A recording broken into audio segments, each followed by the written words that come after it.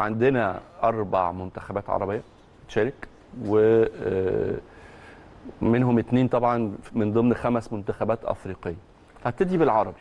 عندي من شمال أفريقيا عندي تونس والمغرب، ومن الخليج العربي عندي المملكة العربية السعودية وقطر البلد اللي بتستضيف البطولة.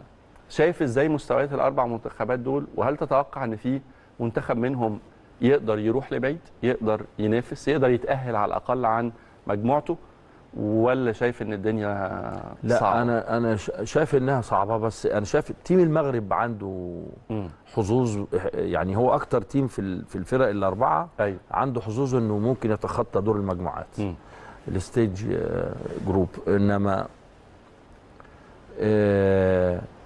بقيه الفرق ممكن تأدي اداء كويس في ماتش في ماتشين، انما النتائج لا، هتبقى صعبه شويه، لانه بالرغم من ان الحضور الجماهيري ممكن يفرق كتير المفروض انه يفرق كتير مع الفرق العربيه. يعني السعوديه طبعا اكيد، السعوديه قطر والسعوديه نص ساعه طبعا.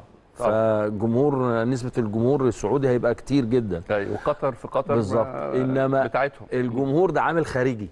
ايوه، عامل خارجي غير مؤثر. اللي هيأثر هو العامل الداخلي، اللي هو اللعيب نفسه، التحكيم، الفار. كل دي هتبقى عوامل مؤثره داخليه، لكن احنا الجمهور ما هلوش عليها. على مستوى اللاعبين وبالذات افريقيا، يعني خلينا نتكلم على مستوى اللاعبين العرب الافارقه.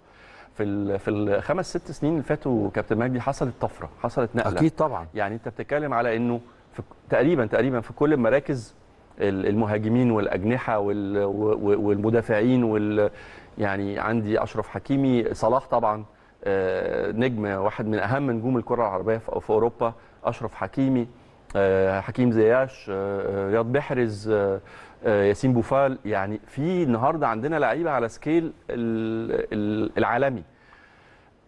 ليه المنتخبات ما تقدرش تعمل، يعني ليه المنتخبات ما تقدرش تعمل النقله دي؟ بتتكلم في الاخر عن واحد. ايوه، ما بتتكلمش عن جروب، ما بتتكلمش عن 4 5 في التيم. ايوه، عشان يطيروا التيم يشيلوه.